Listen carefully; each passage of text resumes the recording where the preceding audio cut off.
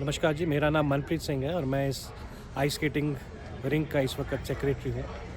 आपको मैं बताने में खुशी होती है कि इस वक्त जो है हमारे 21 सेशन जो है तकरीबन 20 सेशन जो है स्केटिंग के हो चुके हैं और काफ़ी उत्साह है बच्चों के अंदर इस स्पोर्ट को लेके।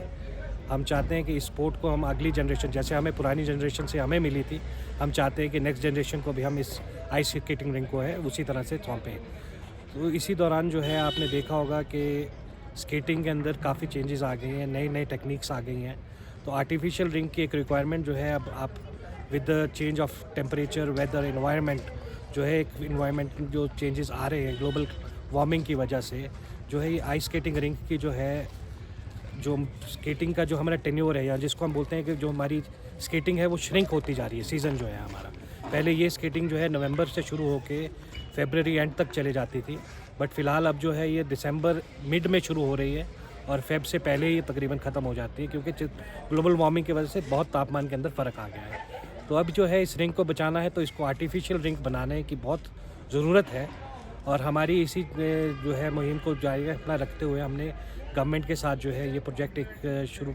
बोला है, प्रोजेक्ट गवर्नमेंट को करने के लिए। तो हम चाहते हैं कि गवर्नमेंट को इस प्रोजेक्ट की तरफ पूरी तवज्जो के साथ इसको देखें, ताकि जो है इस रिंक को हम जनरेशन को, नेक्स्ट जनरेशन को दे सकें।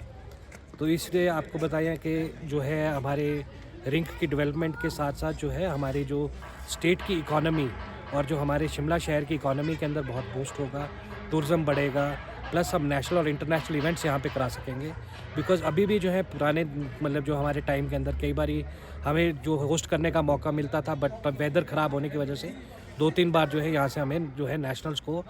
शिफ्ट करना पड़ा गुड़गांव के अंदर, जो एक छोटा सा रिंक है। और बट वहाँ पे फिर हमें करना पड़ता है, बिकॉज़ वो तो जो नेशनल्स हैं उनको कंडक्ट करना जो एक ज़िम्मेवारी होती है, तो वो करवाना पड़ता है। बट